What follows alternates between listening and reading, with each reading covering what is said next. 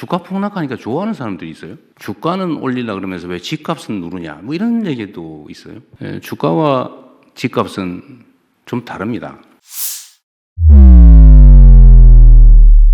주가는 기업 활동에 도움이 되죠. 또 주가 올랐다고 누가 피해보는 사람 없습니다. 집값이 오르면 이게 투자 자산이 집값에 또 부동산에 매여가지고 생산적 영역에 사용되지가 못해서 그 사회 경제 구조가 왜곡됩니다. 또 집값이 부당하게 오르면 집 없는 사람들이 너무 고통스러워지죠. 그 자원 배분이 또 왜곡됩니다. 집값과 주가를 같은 선상에 놓고 판단하면 안 된다. 최소한 사회의 지도적 입장에 있는 사람들이 그렇게 얘기를 하거나 그런 식으로 선동하는 것은 참 옳지 않다 그런 생각이 듭니다. 재경부 장관님, 네. 말씀 도중에 아마라는 표현 2번 하셨거든요. 아마 없습니다. 알겠습니다. 저는 정책의 신뢰나 예측 가능성이 정말로 중요하다고 생각하는데 이게 4년을 유예한 게 아니고 1년씩 3번을 유예해 온 거예요. 1년 이번에는 끝이야. 또 가가지고 또 이번엔 진짜 끝이야. 진짜 끝이야. 진짜 이번에는 진짜 정말 끝이야. 이러면 이게 누가 믿겠냐고요. 약간의 부당함이 있더라도 한번 정하면 그대로 해야 돼요. 그 자체를 밀어버리거나 변형을 해버리면 정책을 안 믿게 되죠. 네, 그렇게 하도록 하겠습니다. 그리고 믿은 사람만 손해보잖아요. 이러면 이게 공정한 사회가 되겠습니까? 비정상적인 사회로 자꾸 하잖아요. 최소한 국민주권 정부에서는 그렇게 하지 않는다. 그리고 우리 사회는 부동산 투자, 부동산 거래와 관련해서는 정말 수십 년간 만들어준 신화가 있어요. 신화. 불패 신화. 대한민국의 부동산 이 문제는 정말 이 사회 발전을 통째로 가로막는 암적인 문제가 됐어요. 그런데 대한민국에서 이 부동산 투기, 부동산 불로소득 공화국이라고 하는 것을 시정하는 것만큼 중요한 국가적 과제가 어디 있겠습니까? 정부에 관계된 사람들 중에 다주택 있는데 니그부터 먼저 팔아라고 시켜야 되는 거 아니냐 이렇게 얘기하는데 저는 이것도 문제가 있다고 생각합니다. 제가 예를 들면 누구한테 이거 팔아라고 시켜서 팔면 그거는 그 정책이 효과가 없다는 뜻이에요. 제발 팔지 말고 좀 버텨줘 라고 해도 팔게 상황을 만들어야죠. 김성재의 언론 비평에 이어 매주 금요일 이 코너 역시 같이 붙어서 가겠습니다. 장훈의 메시지로 읽는 정치입니다. 대통령 연설문을 직접 작성한 장훈 전 청와대 연설행정관과 함께 주요 정치인들의 한 주간 메시지는 무엇이 있었는지 뜯어보고 그 속에 담긴 함의까지 살펴보도록 하겠습니다. 장훈 전 행정관 모셨습니다. 안녕하세요. 안녕하십니까? 네. 아마 영상을 보니 부동산 메시지에 대한 내용을 한번 뜯어보시는 것 같은데 바로 시작해 보시죠. 네. 오늘 메시지 제가 사실 처음 이제 이 자리에 섰는데 네네. 이제 메시지로 읽는 정치입니다. 그러니까 한 주간의 주요 메시지를 읽고 거기에 담긴 함의를 설명하는 건데요. 이재명 대통령께서 투기도 내란도 잡았는데 투기 못 잡겠느냐? 내란도 잡았는데 투기 하나 못 잡겠냐? 이렇게 말씀해 주셨죠. 네. 네. 방금 전에 김성재 차관보께서 부동산 투기는 내란보다 위험하다. 내란보다 더 나쁜 것이다라고 네. 말씀해 주셨는데 그런 말씀에 근거해서 아마 그런 말씀이 나오지 않았나 생각을 합니다. 근데 이제 지금 대통령이 연일 SNS에 부동산을 잡겠다는 말씀을 계속 하고 계세요. 네. 그러니까 거의 15번 이상 SNS에 계속적으로 말씀하고 계시는데 이렇게 잠시만 죄송합니다. 그 대통령 메시지를 좀 더 읽어보기 전에 네. 그 과정 한번 살펴보죠. 대통령이 연설문 또는 대통령이 내는 메시지 이 단계는 대통령 혼자서 결정하는 단계가 아니지 않겠습니까? 최종 결정해야 대통령이 하겠지만 수많은 참모들이 어떠한 플랜과 어떠한 목적을 갖고 다 이렇게 해서 진행되는 거죠. 그 진행 절차가 어떻습니까, 일반적으로? 일반적으로는 이제 대통령 연설이라 하면 먼저 행사가 정해지고 아니면 어떤 정책이 정해진다면 그 정책이 정해지는 그 과정 속에서 비서관실에서 각 해당 비서관실에서 그 내용들을 다 정리를 하고 그런 것들이 이제 수석 보좌관 회의에서 논의가 된 다음에 그 논의된 내용들이 다시 이제 연설 비서관으로 오고 연설 비서관실에서 정리해서 다시 각 비서관실에 다시 내용을 공유하고 그 내용들을 정리해서 다시 대통령께 올리면 대통령께서 보시고 다시 내용을 내리시고 이런 여러 가지 계속적인 과정을 거쳐서 확정하는 것이 바로 메시지죠. 그러한 계속적인 의사소통과 피드백을 거친다. 그러면 대통령이 내는 지금 계속해서 연일 지금 내놓고 있는 이 고강도의 부동산 투기 세력과의 이 전면전 이 메시지 또한 그러한 과정들을 거치는 겁니까? 아마 작년 임기를 시작하면서부터 이런 부동산 정책에 대한 메시지가 준비가 됐었을 것이고, 네네. 그런 메시지들이 이제 많이 정리가 된 상태이기 때문에 아마 네네. 이 시점에서 나오지 않았나 저는 그렇게 생각합니다. 네, 그러면 구체적으로 그 메시지 하나하나 뜯어보죠. 네.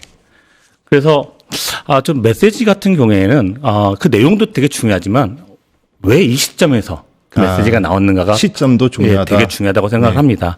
사실 그 연일 강도 높게 메시지를 내고 계셨는데요. 그만큼 부동산 시장이 굉장히 심상치 않고 또 대책 마련이 되게 시급하다라는 그런 의지 표명이 아닐까라는 생각이 듭니다. 근데 왜 이 시점일까? 기본적으로 지금 이제 정권 초반이고 그리고 지지율이 60% 이상 되는 그런 시점 아닙니까? 이 시점에 잡지 못하면 부동산 더 잡기 힘들다라는 어떤 대통령님의 어떤 절박한 심정이 담겨 있지 않았나 좀 생각이 들고요. 네네. 이 거시적으로 보면 또 그렇지만 또 미시적으로 또 보면은 네.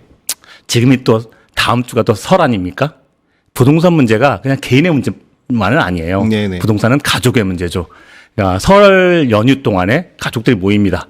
가족들이 모여서 우리가 가지고 있는 부동산에 대해서 어떻게 처분할까? 네네. 가족들이 충분한 논의를 좀 해라. 네. 하라는 관점에서 사실은 설 명절 전에 중요한 메시지를 계속 내고 있지 않나 그런 생각이 좀 드네요. 네.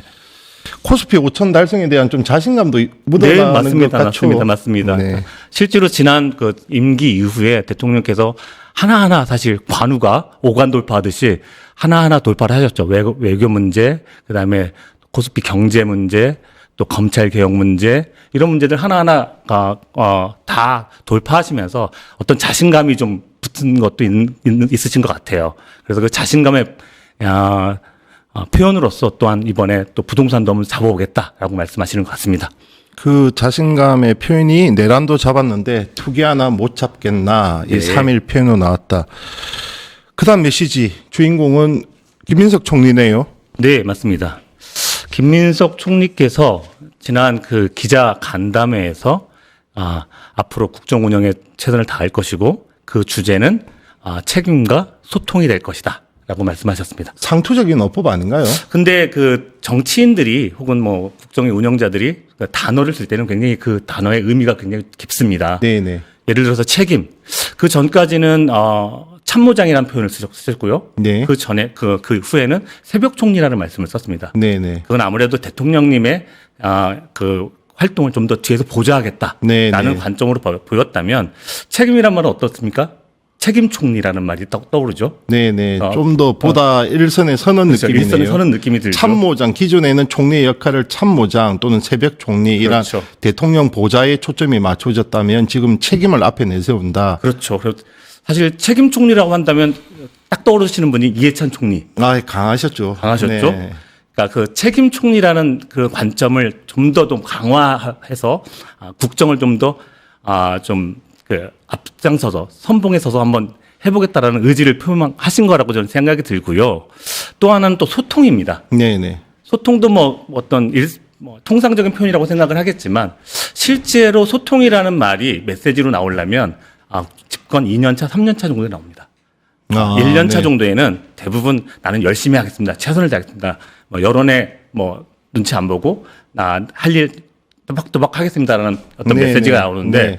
벌써 1년차 아직 마무리되지 않은 상황에서 소통이란 말이 나왔다. 이건 국민과의 접점을 더 강화하겠다는 뜻이고 사실은 뭐 다 아시겠지만 총리께서 8월에 어떻게 될지 모르십니다. 그 상황에서 국민과 만날 수 있는 기회가 어떻게 또 열릴 수 있을까? 뭐 사실 공직자로서는 국민과 그런 기회들 갖기 어려운데 그런 기회를 좀 더 넓혀가겠다는 의지가 아닌가라는 향후 생각을 8월 합니다. 전당대회까지 고려했다. 그래서 그 당대표는 정치인이 하면 누구나 다 로망 아니냐는 발언까지 연결되는 거군요. 네, 그래서 이번 두 단어가 책임과 소통이 또 소통의 어떤 내용들을 좀 들여다 보면은 실제로 K 국정설명회, K 온라인 국정문답, 젊은 한국 투어, 삼청동 오픈하우스 이런 식으로 조금 더 정무적인 쪽에 더 관점이 있지 않나라는 조심스러운 판단을 해봅니다. 순서대로네요. 그다음이 집권여당 민주당의 정청래 대표 발언입니다. 어떤 네. 메시지가 주목됩니까? 뭐 국회의원과 당원들이 똑같은 당원이다. 동등한 발언권과 동등한 토론권을 보장해야 할 것이다라고 말씀하십니다. 네, 네. 이거는 이제 뭐 앞으로의 합당에 있어서 1인 1표, 그러니까 합당을 좀 더 강행하겠다는 그런 의지 표현이 아닐까라는 생각이 들어서 이 발언을 좀 주목해 봤습니다. 소속 국회의원 입장에서는 좀 발언에 이 좀 어떻게 해석해야 되나 이 갑론을박이 일 수 있는 발언이었습니다. 그러니까요. 이게 사실은 아무래도 이게 또 대의제를 따르는 네, 그러니까 1인 1표제 통과 이후에 바로 이런 발언을 하신 거 보면 1인 1표제 통과가 이런 목적을 가지고 있었던 것은 아닌가라는 의구심을 또 한층 다른 차원에서 가질 수도 있지 않나라는 생각이 듭니다. 사실 이번에 1인 1표제 끝난 다음에 당 대표께서 1대 0이든 3대 0이든 무슨 소용이냐 이기면 되지라는 말씀을 하셨어요. 좀 무책임하게 전 들렸습니다. 이거 근데 사실은 이게 무슨 축구 경기도 아니고 그러니까요. 축구 경기라 쳐도 이게 1대 0, 3대 0이 아니라 사실 3대 2, 4대 3의 경기예요. 그러면 4점을 넣은 것도 있지만 3점을 뺏긴 것도 있지 않습니까? 그러면 3점을 뺏긴 거에 대해서 반성하고 그런 부분들에 대해서 왜 3점이 빼앗겼을까? 3점에 대한 부분을 좀 더 고민하는 측면이 있어야 되는 겁니다. 이 말씀은 지금 6대 4 혹은 5대 3, 5대 4라고 얘기하는 이 1인 1표제 그 투표의 결과에 대해서 반대한 사람들의 의견이 무엇이고 왜 반대하고 있는지에 대한 것을 좀 더 숙고해야 되는 것인데 저도 같은 지점입니다. 거의 결과가 6대 4로 나왔는데 이거는 당이 사실상 이견이 없었던 1인 1표제에서조차 6대 4로 그렇죠. 나왔다면 네. 그 40%가 뜻하는 바가 무엇인지 좀 더 숙고하고 성찰하고 그런 모습을 당대표가 보여야 되는데 1대0이든 3대0이든 이긴 것은 이긴 것이다. 이 발언은 좀 그래서 회자가 됐죠. 논란이 된 발언이기도 했습니다. 네. 사실 좀 이제 뭐 이런 말씀은 좀 그렇지만 제가 이제 지난주에 우리 아는 분들과 이제 등산을 갔는데 그분들이 그런 말씀을 하셔요. 이재명 대통령이 취임할 때는 기대 반 걱정 반이었다. 네네, 지금은 약간 기대 쪽으로 더 크게 기대와 신뢰 쪽으로 좀 더 커지는 것 같다라는 말씀을 하시는데 정청래 대표 취임하고 이후에는 기대 반 걱정 반이었는데 걱정 쪽으로 좀 더 많이 간다라는 말씀을 하는 것들이 시사하는 바가 좀 있지 않나라고 생각이 듭니다. 다음 마지막 발언 보겠습니다. 국민의힘 넘어갑니다. 네. 국민의힘 그 장동혁 대표가 이제 그 교섭단체 대표 연설에서 이번 지방선거부터 선거 연령 16세로 낮추자. 놀랬습니다. 이게 무슨, 이 국힘에서 나올 소리야? 이랬죠. 예. 아무래도 지금 요즘 20대가 좀 민주당이나 이재명 정부 이쪽에 대한 그 반감들이 강한 걸 그걸 겨냥한 걸로 봐야 됩니까? 네, 그렇죠. 그리고 뭐 일단은 어떤 의제를 던지는 건 정치인에게 굉장히 중요한 부분이기 때문에 어떤 의제를 던질 것인가에 대한 아마 당 차원에서의 고민은 있었을 것이라고 생각을 합니다. 하지만 사실 며칠 전에 교육부하고 선관위에서 헌법 민주 교육을 좀 실시하겠다고 했을 때 국민의힘 측에서 이거 뭐 교실을 정치화시키는 거냐 하고 반대하는 그 논평을 낸 것이 기억이 나요.